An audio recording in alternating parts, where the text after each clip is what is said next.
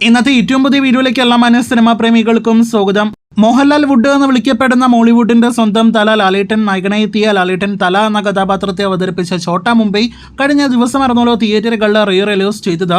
ആദ്യം ലിമിറ്റഡ് റിലീസായിട്ടെത്തി, പിന്നെ സിനിമയ്ക്ക് ലഭ്യമായ ഒരു ഹൈപ്പും സ്വീകാര്യതയെല്ലാം തന്നെ കണ്ട് സ്ക്രീൻ കൗണ്ടും ഷോ കൗണ്ടെല്ലാം തന്നെ കൂട്ടി ഇതിനോടൊപ്പം തന്നെ വലിയ തരംഗമായ ആർപ്പുവിളികൾ നേരിടുത്ത ഛോട്ടാ മുംബൈയുടെ രണ്ടാം ദിവസത്തെ എസ്റ്റിമേറ്റ് റിപ്പോർട്ടുകൾ വന്നിരിക്കുകയാണ്.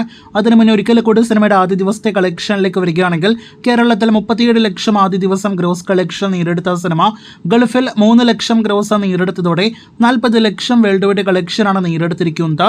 ഇതിൽ ആദ്യ ദിവസത്തെ കൃത്യമായ റെസ്റ്റ് ഓഫ് ഇന്ത്യ കളക്ഷൻ ഉൾപ്പെട്ടിട്ടില്ല എന്ന് പ്രത്യേകം അറിയിച്ചുകൊള്ളട്ടെ. കൃത്യമായിട്ട് വരാത്തത് കൊണ്ടാണത്.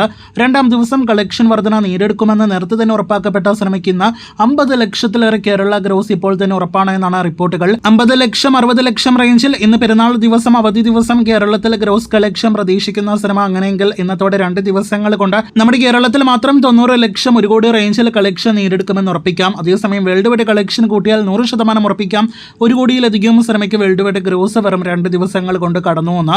അപ്പോൾ ലാലേട്ടന്റെ അടുത്തൊരു റിലീസ് സിനിമ കൂടി വേൾഡ് വൈഡ് കളക്ഷൻ 1 കോടി പിന്നിട്ടിരിക്കുകയാണ്. ലാലേട്ടന്റെ അടുത്ത റിലീസ് ഹിറ്റായിട്ട് ഛോട്ടാ മുംബൈ മാറിക്കഴിഞ്ഞു എന്ന് കൂടി ഇപ്പോൾ തന്നെ അറിയിച്ചുകൊള്ളട്ടെ. ഇനി ആദ്യ വീക്കെൻഡിലെ ഏറ്റവും പ്രധാനപ്പെട്ട 3ാമത്തെ ദിവസമായ ഞായറാഴ്ച ദിവസമായ നാളത്തെ ഛോട്ടാ മുംബൈയുടെ കളക്ഷൻ അറിയാനായിട്ട് പ്രേക്ഷകർ കാത്തിരിക്കൂ.